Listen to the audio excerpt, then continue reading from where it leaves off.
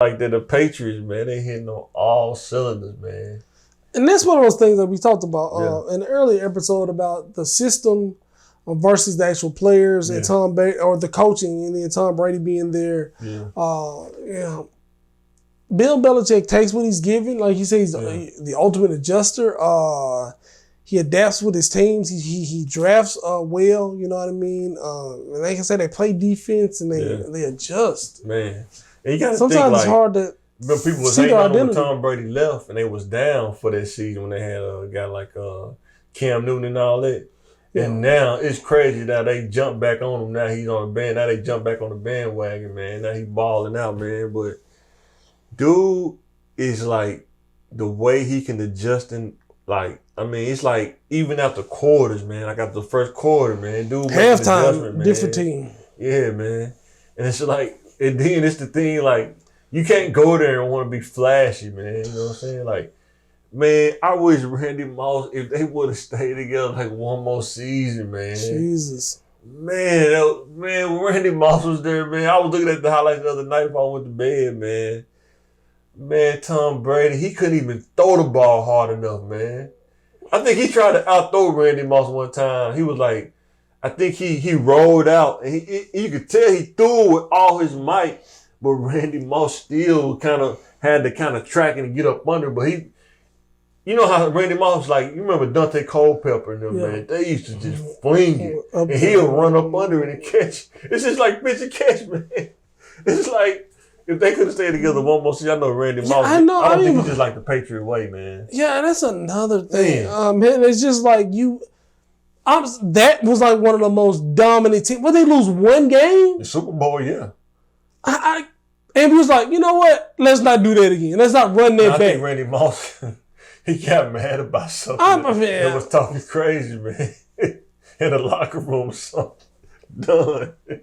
Yeah, and that's that whole we'll release anybody mentality. Oh, yeah. No matter who you are, you can be a Hall of Fame receiver with the Hall of Fame quarterback. If you're not with the program, you're out of here. Does he still run 3-4? That's another thing about him, too. He run a 3-4 consistently. It ain't a lot of people that can run a 3-4 because there's certain kind of players you gotta have to run a 3-4. Yeah, I mean, like Vince Wilfork, man, that's a different kind of dude. Yeah, I mean, he taking on double teams, man, for breakfast. And he still making sacks. Being double teamed and stopping the run. I mean, you got two grown men right there. And then the linebackers he always get, it's like they don't be the fastest. It's like the strongest. It's like the wheel. They have a high wheel. He has smart. The middle guys are always smart. The outside guys are strong, big, and they move well. You know, just having like Hightower. That dude was huge, man. That dude was like a rock, man. It's like and it's a guy who plays smart. And he might not be fast, but he plays fast.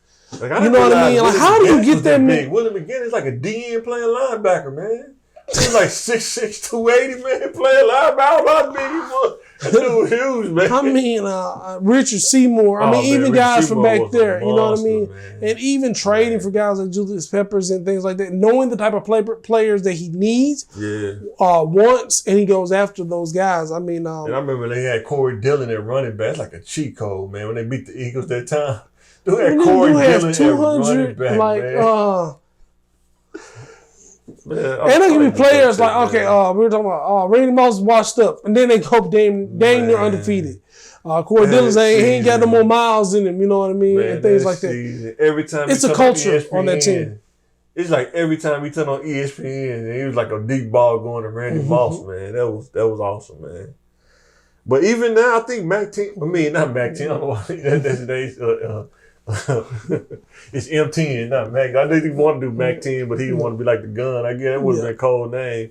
I guess the rapper Mac 10, he probably can't say it. But what if you would have MAC though? That's how the real Mac spell, right? MAC. Mm-hmm. If you would have said Mac 10, but I guess the connotation though, he probably didn't want to say that. But I think he's gonna be pretty good, man. And man, as a player, man, you always going to a good coach, man, good system, man. You can't do wrong because Trevor Lawrence, I bet you wish he would have got drafted by the Patriots because he went to the Jaguars, man. All right, if I could choose whether to play in Florida or New England or, like I say, in Jacksonville, I would, like, environment wise, but like when you want to win and compete, I just don't know. The cold really just ain't for me like that, and I don't get cold. Man, you know what I mean? It's but more than the cold. I mean, you talking about brand, talking about winning. I mean, the winning culture. I mean, you're talking about you could possibly go to the Hall of Fame. I mean, he probably go anywhere in Boston. He'll probably got to pay for nothing. Yeah. Soon as he walk in the door, oh man, come here, man. Your money's no good here, man. No.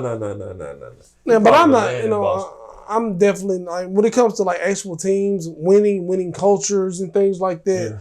I definitely want to. You know, I'm not. It might not be flashy. I might not get what I want, and you know, because some players might be some lost. conflicts. In like Frank Gore, not Frank Gore, but what was that running back that played for the Jaguars, man?